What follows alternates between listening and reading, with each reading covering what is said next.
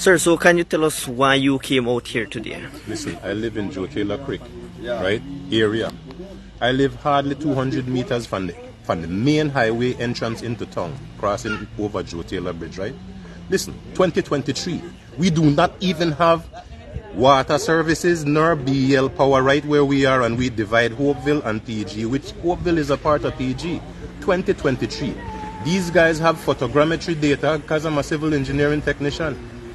These guys have photogrammetry data on all the access crossings that are surveyed public roads through from Joe Taylor Creek all the way to through this Toledo settlement. They have done their planning.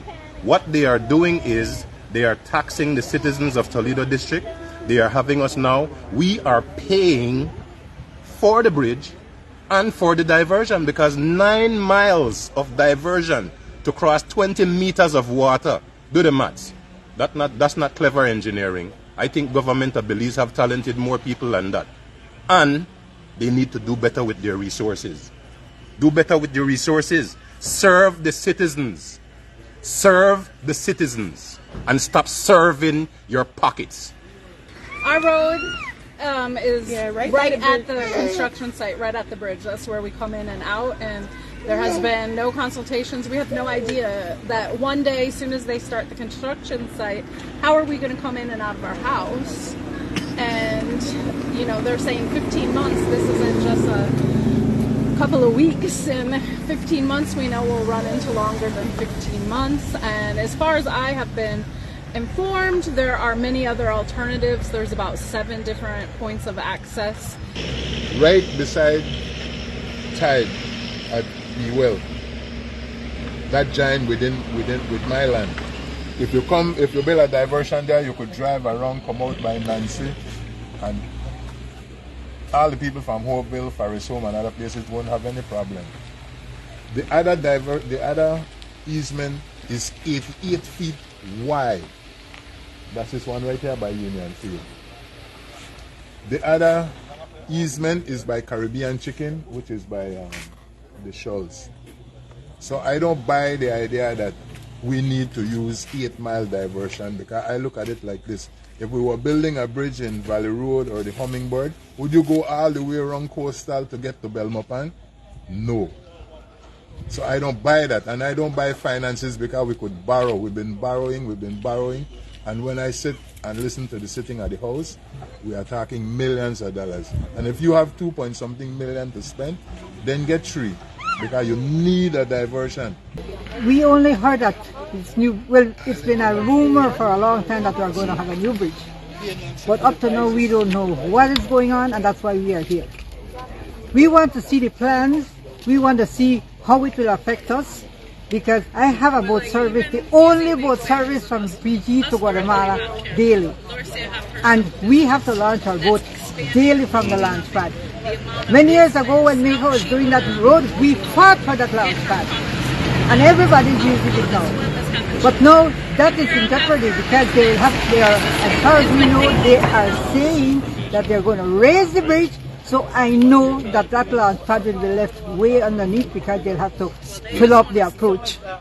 We want to know what's going on. I mean, we don't want to be any kind of problem. We need a new bridge, but it should be done like how it's done in every other district. Consultation, people giving their ideas. There are a lot of other ways that we can move the people from north to south, but we are in the dark.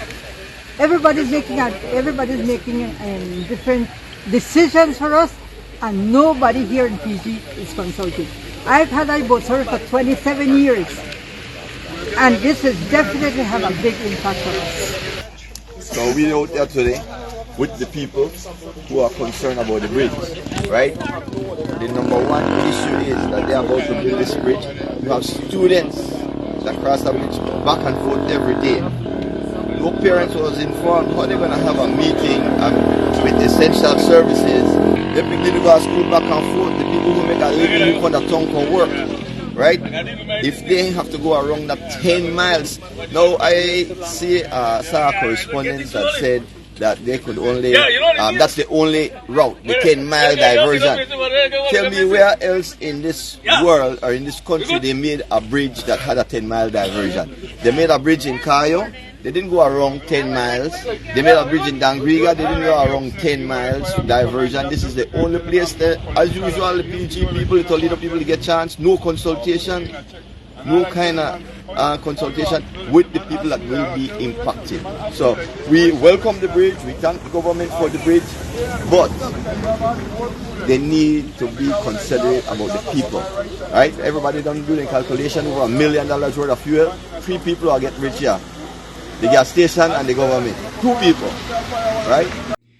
Today I was fortunate enough to, be invited to a stakeholder meeting where I represented those students' concerns. We had done some surveys with students regarding how the new Joe Taylor Bridge was going to affect them going forward. And while the majority of the students, over 90%, are in favor of seeing a new bridge there, many are asking why their concerns weren't consulted with first. So at today's meeting, there were members from transport, police, fire, hospital, and education, as well as local government. The mayor of PG was in attendance. And it wasn't a public meeting, but basically to tell you what the takeaways that I got from it were that there is still an alternative route that's being assessed, and that will be determined by Monday whether or not a possible alternative bridge route could be put closer than having to use the Carib Reserve Road. The length of the project is to be 15 months, and that is believed to be a fair and sound estimate. So one of the concerns I have is that typically when government tells you 15 months, you can bank that it's going to be at least 20. But they said that based upon this company's prior work, that 15 months is a fair and reasonable estimate. There is another meeting scheduled, which is also not to be public, between MIDH and BTIA. That's scheduled based upon BTIA's request. That will be taking place soon to discuss the concerns of the tourism sector. There will be a pedestrian bridge in place, which will be used for bikes and pedestrians, and that will be put in place supposedly before the other bridge is taken down. So this way there'll be no downtime for people to be able to cross the bridge on foot or on bike, and that's because that bridge will be needed to support the BWS main line. The Carib Reserve Road is supposed to be brought to a pre-paved level with additional lighting prior to the bridge removal. So this way the road will not be paved, but in the future it could be, and it also will provide a more safer transport than its current condition. All the key stakeholders that were invited to the meeting were asked to prepare plans to deal with the challenges that their constituents and the people that they serve have to deal with. Those persons, if you would like to discuss any of those plans, I suggest that you reach out to those individuals to see what their plans involve. Many of them are going to have to reach out closely to their constituents and also to their superiors to find out what funds are there to help support any mitigation to any of the challenges that the people are going to face.